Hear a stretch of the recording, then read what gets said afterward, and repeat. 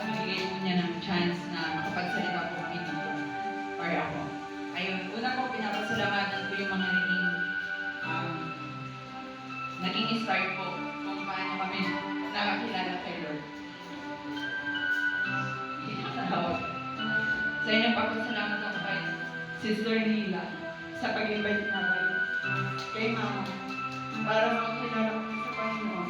Tapos salamat din kay Pastor Pesha, kay Pastor Aran sa unang nagtanim ng seed sa amin bago kami napunta ng Manila.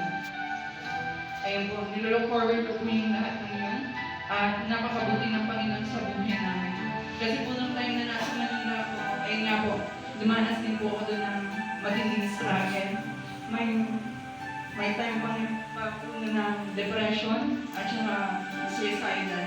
Pero napakabuti ng Panginoon kasi hindi niya po ako hinayaan doon kahit na mag-isa ako doon at wala akong kasama mga magulang.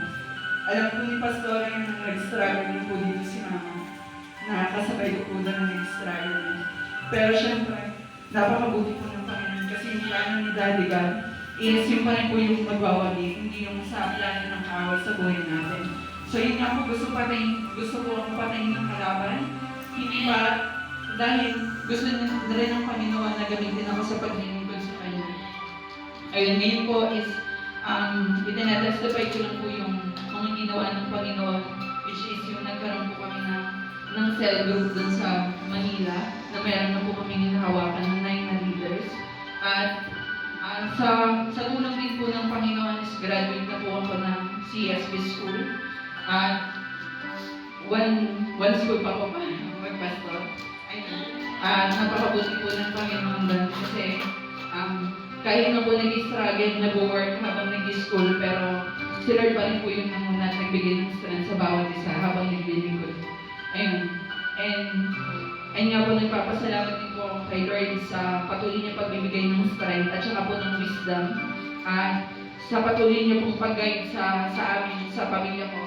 At nagpapasalamat din po ako na hindi na lang po ako yung naglilingkod kay Daddy God, kundi pati na si Mama.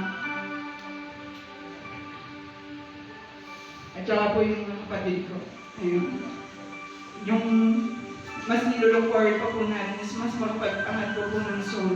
Sabi nga po dun sa ministry na sinasamahan ko ngayon habang wala ako dito sa JL, hashtag po rin ng namin. Kasi yun po talaga yung goal natin na makapag-create ng mas marami pang disciple. At we are believing na we are chosen. Every one of us is chosen. We are not just called, but we are chosen. Hindi po tayo basta ini-appoint ng Panginoon na maging leader, maging worship leader, maging member, or maging tagapakinig lang. Hindi tayo ng Panginoon para sa kanya-kanya nating trabaho. Yun ang para sa natin. Thank you.